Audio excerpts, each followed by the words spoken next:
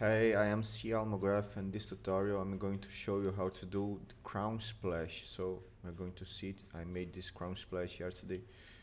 It's not a complex setup, but I'm going to show how to control the parameters and the liquid properties so we can get this kind of effect. It's have some tendrils and droplets, as you can see. There is a lot of ways to do it and a lot of results you can get. So you can get something more uniform, or you can get something with more droplets, and you can achieve these looks controlling it by these parameters and physical properties.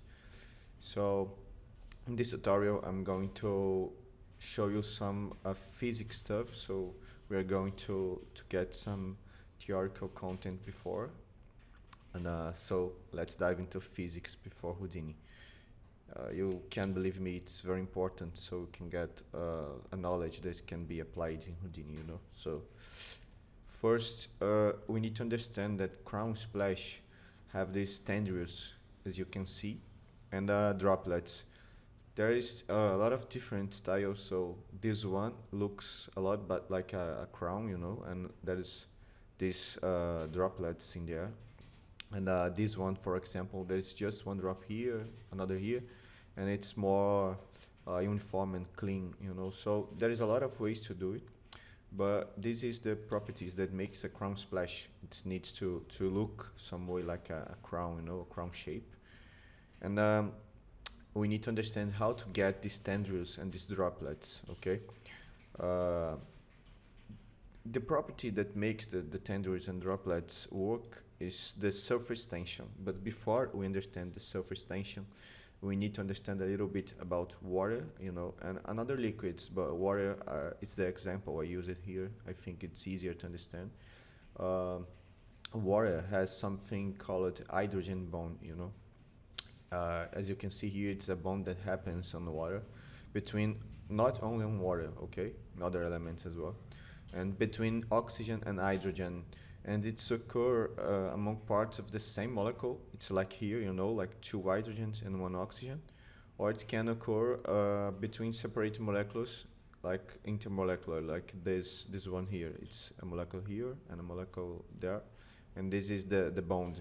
It's because the oxygen has negative, it's negative, you know, and the hydrogen is positive, so they attract each other, and this makes the bond, you know. It's not a very strong bond, you know, but it's a kind of weak, but because of the molecules of the water, they attract each other, and it makes the water very cohesive, you know. It creates high cohesion, as you can see here. And as you can see here, we are showing like some molecules. It's just a graphic representation, of course. And you can see inside the liquid, water molecules are in constant motion due to their thermal energy, each of them pulling the others in every direction, colliding and rearranging without forming a fixed structure. Okay, so what this means, you know? They keep moving very fast, and they keep changing position, and this movement, it's because of the thermal energy, you know. It's this kinetic energy from the water, you know. So they keep moving very fast, and this is what makes water adapt and takes various shapes, as you can see here. Like, it's make water flow. It's this property that makes water flow. It's this movement and this hydrogen bond that's not very strong, so it's make water could rearrange and adapt in every scenario. But the way you can see here, like, we have these molecules that each of them are in a random position, you know. So as you can see here, we have something called surface tension. It happens on water and on other liquids, but the surface tension water is really high. And as you can see here, the difference between these molecules and this one is the top molecules, like the molecules from the surface, are very straight, you know. And this has a reason. It's the surface tension. As you can see here, at the water's surface, molecules experience an imbalance of forces, as they are only attracted laterally and downward, with no molecules above then to counterbalance these forces. What this means, you have the air above, and the air has some pressure, some weight, So the air make this force down, and these molecules, they attract laterally, like they attract it themselves, and downwards, okay? So there is no attraction force up, like, let's go back here one more time. Like here, these molecules are pulling each other, but there is no molecules here, So this makes the molecules to be very straight, and this makes them get always downwards. So they are keeping forcing it downwards until it gets the minimal surface size, Like, as you can see, I wrote it here, so we are going to understand it. Like, the imbalance creates a cohesive force that pulls surface molecules inward, forming a compressed organized layer. So as you can see here, these molecules from this surface, they are doing force inward, like they are getting pulled inward. So this makes, this looks like a mirror, like disorganized cohesive arrangement results in smooth mirror-like surface.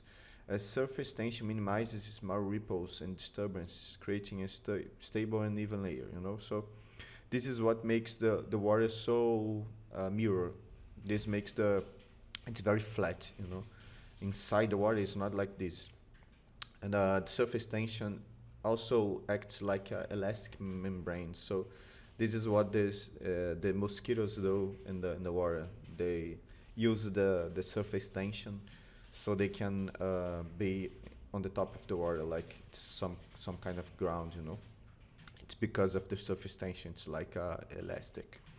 And you can see this elastic membrane, the surface tension tries always to contract and reduce surface area to a minimum. This force keeps water droplets spherical and prevents them from dispersing easily. So this is what makes this to get spherical shape, It's always as you can see here, the minimal surface area, okay? It's important to understand. So because of the surface tension, we can get some tendrils and droplets like these ones we saw here. But how we can use it in Houdini? So as you can see, water naturally has a high surface tension, helping droplets and tendrils stay cohesive. However, increasing the surface tension parameter in Houdini directly can lead to instability, causing particles to collapse or produce erect behavior in the simulation.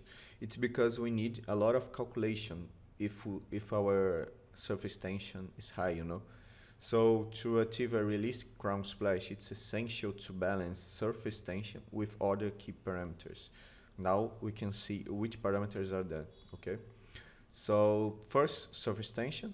As we already saw what surface tension is. So higher values make droplets and tendrils more defined, but too high can destabilize the simulation. So we need to also, it can destabilize, but also it can make the liquid to be very united, like it keeps without any movement, because surface tension is so high that it kept the liquid very slow, like it's become like a big mass, and it's wasn't able to disperse even a little, like.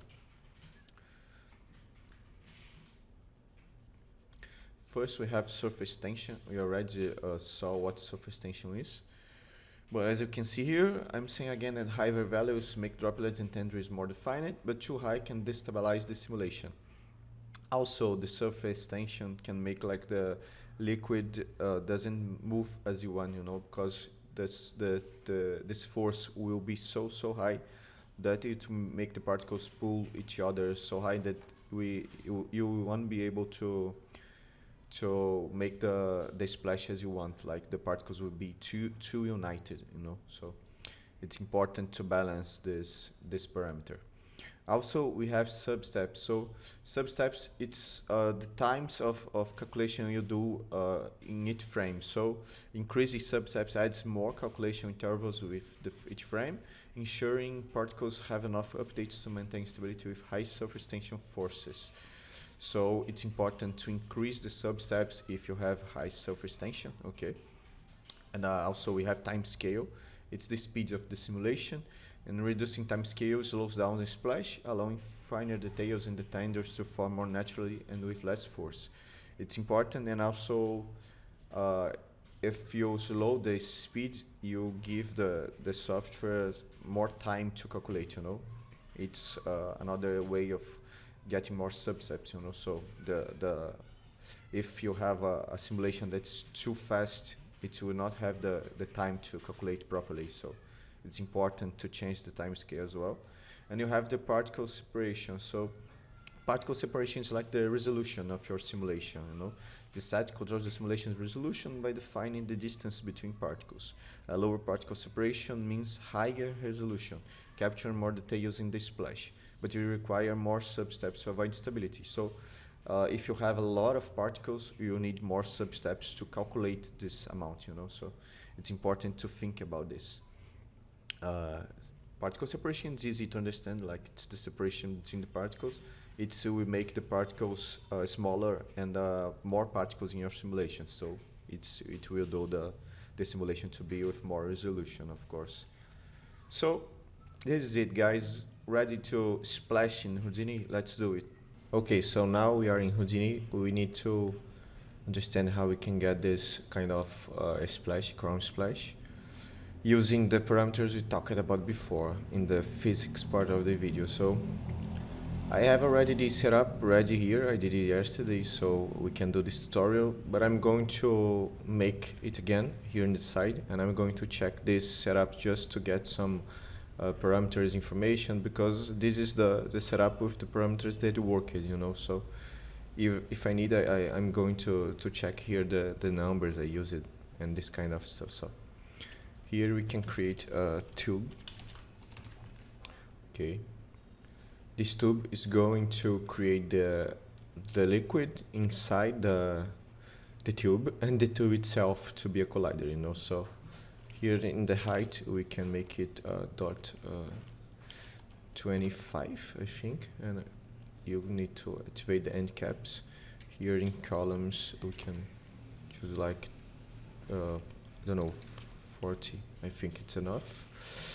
And here in the side we can already let's click here and just transform it a little bit down, you know, just so it's not on the top of our container, you know, of our collider. It can read the top. So I think it's okay like this. And also here I'm going to first let's create this flip source so we can do one thing at a time. So let's create this flip source. Let's leave it like this. In a moment we're going to change this. Also let's create a sphere. Can be like .16 the size, maybe 18. Okay, so let's make it up, going up. Yeah, I think that could be like 35 here. And let's also create a flip source for this, and let's merge both of them. So this is going to be the source of our simulation, you know, like the liquid and I can say the sphere of liquid that's going to fall and create the splash. Here in the side we can get this tube, and let's delete this top part of it. Yeah, so let's connect again here. Okay, so this we need to create a poly extrude. Let's change to point normal. Let's create I think it could be .05 maybe. Okay, and we need to click the output back to activate it. Yeah, so after this we need to create a poly bevel. Here maybe we can .02 can be the value. I think it might work. And here you need to activate the ignore flat edges. so it only work in the part you want, you know. So I think it might work like this. If we see everything here, you can see we have the liquids inside, the sphere is going to fall, and the container, the collider, okay? So now we are going to create a dopnet. Let's go back to the first frame. Here in the dopnet we're going to create a flip, sorry, let's flip solver, gravity, static object, flip object, and volume source. This is all we need by now, you know, so let's connect here. The flip solver is going to go in the gravity, the flip object here, the volume source in the sourcing input here, and the flip object in the fluid solve input, okay? So this is like a very basic way of doing a flip solver setup, okay? In the first we need to delete this default option here, so it's not going to import anything, and in the volume source we can choose source flip, and here we can choose first context geometry. This is the first input of our dopnet, okay? So here we can change the guides here in the particles tab to particles, and we need of course to increase the resolution. It might be like 0.012 I think, and let's copy this parameter here. Here in the flip source, in the particle separation, you right click and go to paste relative references, and do the same thing here in the sphere, paste relative references. The voxel size, you can paste relative references and multiply it by 1.5. Same thing here in this flip source, multiply 1.5. Okay, so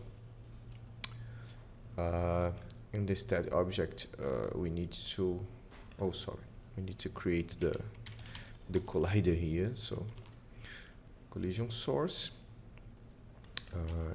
we create a null.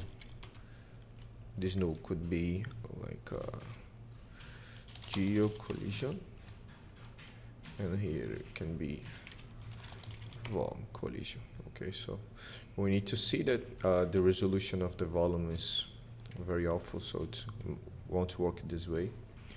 Go to the collision source. In the volume tab you can choose like .1.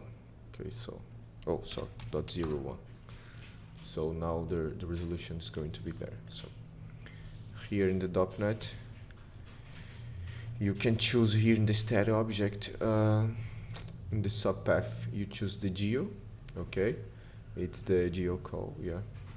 And here in collisions tab you can choose use volume collisions, and here in mode you can choose volume sample, and in proxy volume you can choose the vol call, okay. Just to check if everything is working, you can choose the collision guide here and you can see it's working, okay. So let's see if we have anything working already. So it's working, but as you can see it's a continuous emission. We don't want this, so here in the volume source we can write here a $f equal 1, okay. So this means it's only activating when the frame is equals to 1, so we are just going to emit in the first frame, okay. So let's play. As you can see we have like some kind of splashes working already in the setup, so we have a begin here. So let's go to the first frame again and let's play it, okay. So as you can see something's working there, okay. So now we can get a better more details if we decrease the grid scale, okay. We'll get more resolution, more details, and we are going to change some parameters. Let's uncheck the recede just for this moment. After before we do the cache, we are going to activate the recede so you can see what we do, okay?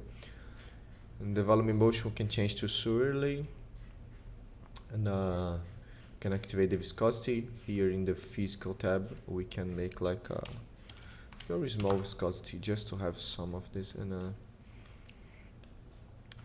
I think that yeah, let's play. It's going to work like almost exactly before, okay? So we can increase the surface tension now. I'm going to put a value of 5, and remember that I said that the surface tension can make the simulation to collapse, okay? So I think that this time it won't going to collapse because we have just a few particles, so it will not need so much calculations, you know. Let's play and we can see. As you can see, it's kind of working because, as I said, like there is not that much of particles, so it's only a few particles. It's easy to calculate, you know.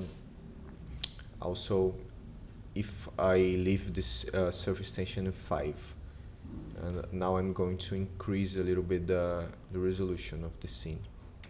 Let's leave it in .008. I'm just going to increase the cache memory here. Going to save, and I'll be back when it's finished simulating. Still very fast. It took only 18 seconds to simulate this 34 frames. As you can see, it's already collapsing very much, you know, like this is not even a sphere anymore. It's because the surface tension, the force the particles are doing inwards is very strong, and we don't have enough calculations to make it work properly, you know. If I increase here the surface tension even more, like I leave it in 10, it will be very crazy. The particles will get like a point, you know, so it won't work this way, of course. And if I go here in the substeps and I make it like .4 in the time scale, and I'm going to simulate again so you can see what happens. Still very fast. It took like 30 seconds to simulate 52 frames. And as you can see, it's not collapsing that much anymore, you know. It's because of the time scale I talked about, like it's slower, so it's easier to calculate, you know. It's the software have more time to calculate the surface tension. As you can see, it's way better than before, you know. So it's like I said before, it's you need to change these parameters to work the way you think it will work better, you know. So for example, you need to change the time scale and increase the substeps and increase the surface tension and increase the resolution. So for example, like this resolution is going to get better when we get like the final version. So of course we will need more substeps, you know. The time scale will not do the scene work properly alone, because we need more calculations per frame, so we need to increase the substeps. Here I think, let's see the original setup here. It's 0.004 the final resolution I choose, no? So just for a matter of for you to understand, like I'm going to double the resolution, also you need to increase the substeps.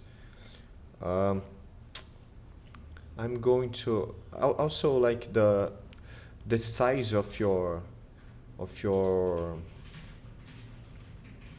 splash also have a lot of to do with the velocity of the spheres falling, you know. Like the faster this sphere is falling, the bigger will be your splash, like the bigger will be the impact. So here in this flip source, we can add some velocity here, just so it's easier to control. So you can see that this is interpolating the velocity of the particles, so we need to go to volume source, particles, and this time offset scale, like it's already offsetting the particles because of the velocity. You just need to make it 0, so it will correct this problem. It's not a problem, it's just a way the Houdini does it. So you just need to change this parameter. It's already simulating again. Okay, so now the splash is working better, you know. So as you can see, we have a splash here. Of course, it's not the splash we want yet, so, and it's not too high, you know. It needs to go higher, but I think it's going somewhere. Now let's increase this sub-steps, and let's decrease more the time scale. And I think it will already do the if we get more calculations, I think it will do the splash to be higher. Let's see. As you can see, I just made the sub-steps higher and decreased the time scale. As you can see, now we have a bigger splash, you know. Of course, this resolution is not like the resolution we want, like a final version, but we already can see some of the tendrils and the droplets. So one thing we can change here before we do the final version.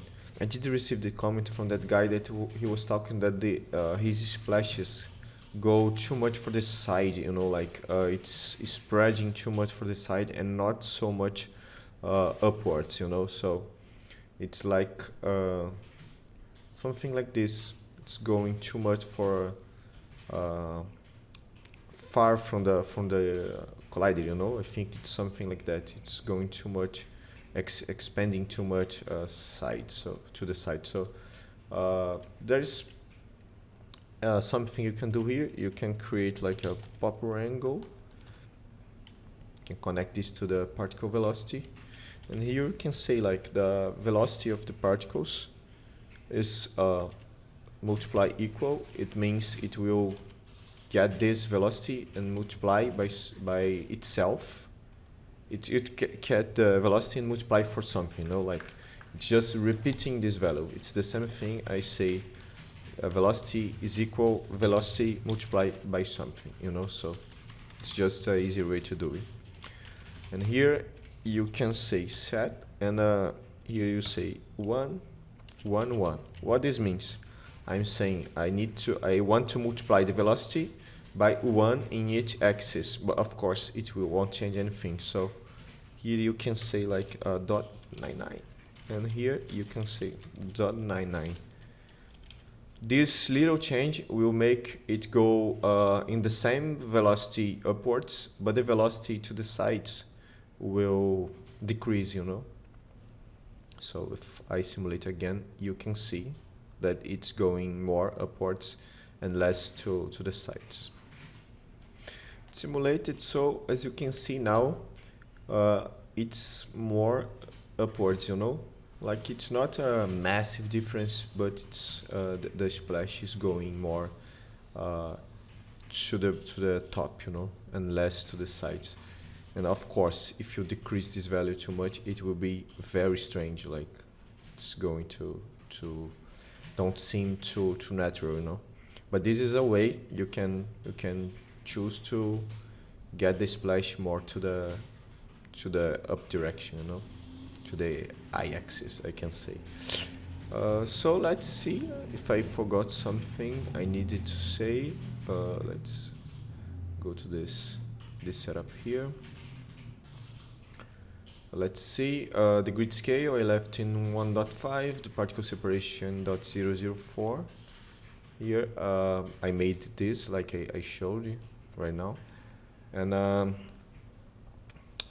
here I have this air resistance, just a little bit of drag. It will happen to make this work properly. And here in the flip solver, I left the surface tension in 5, and let's see what I changed. Oh, the receding. I made the the particles per voxel in 8, but the surface oversampling and the oversampling bandwidth I changed it. So this is the values that I think that work it properly. So the simulation had a good resolution, you know. The substeps I left both of them in 4, the minimum and maximum, and the time scale in dot 15. Okay, so it's basically it, and I'm going to do from here right now, okay, from this file cache. So I bring it here, and let's continue from here. So oh, of course, before the file cache you can create a fluid compress, so your file cache is going to be way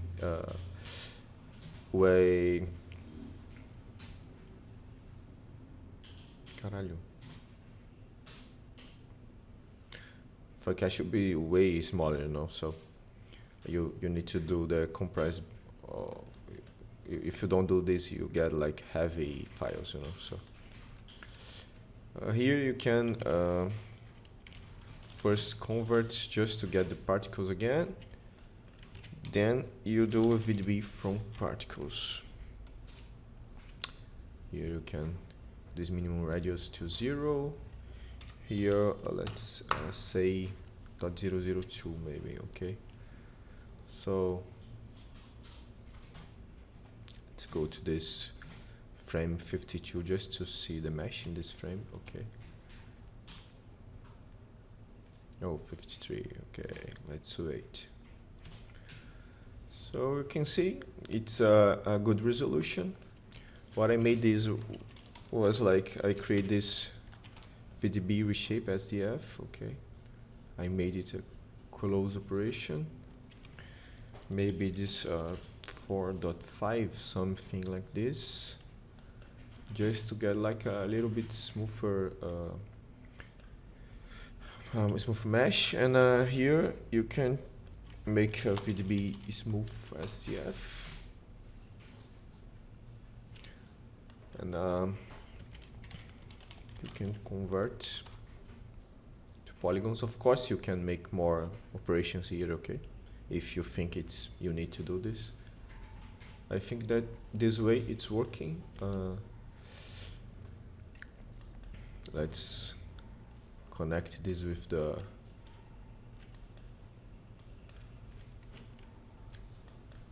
collider here. Okay, so you can see it's a good mesh, and of course it still have some little problems here. And if you think it's going to make the mesh, if you think you need it softer, you know, with more smooth, you can do some tricks here, like I did here. Okay, first you can create a attribute blur, the B, like very small attribute blur, to get your mesh just a little bit better. And also you can create a normal. If you